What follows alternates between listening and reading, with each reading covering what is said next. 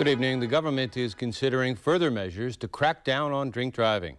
Drivers with higher blood alcohol levels could face more severe penalties, and cases which result in death could be passed on to higher courts. All this comes just days before new provisions, including random breathalyzer tests, take effect.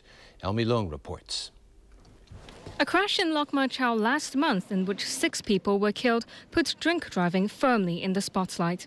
A lorry driver who survived the crash was found to have alcohol levels 4 times over the legal limit. Many people feel it's time Hong Kong took a tougher approach. When it comes down to it, just jump into a taxi. You know, it's cheaper than costing someone's life, right? In my country, back home, there are very, very strict rules on drink driving, and I think it's the right thing to do.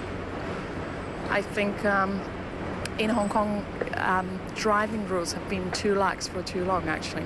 Well, not anymore. A speedy agreement was reached in a closed-door meeting this morning, chaired by Secretary for Transport and Housing Eva Zhang, to pursue further measures to tackle drink driving. We should introduce a provision on dangerous driving, not just on causing death, which is the existing provision, but causing serious bodily harm.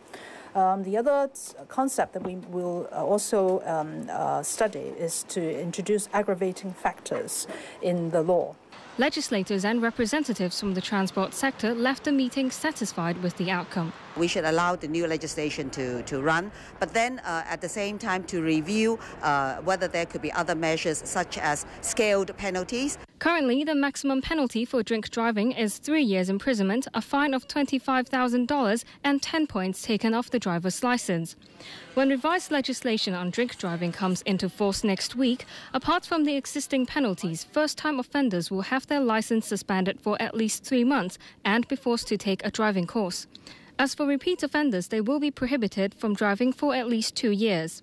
The penalty we are having as of today is a penalty for 10 years imprisonment for dangerous driving causing death, which, with due respect, is the most severe of all in the world.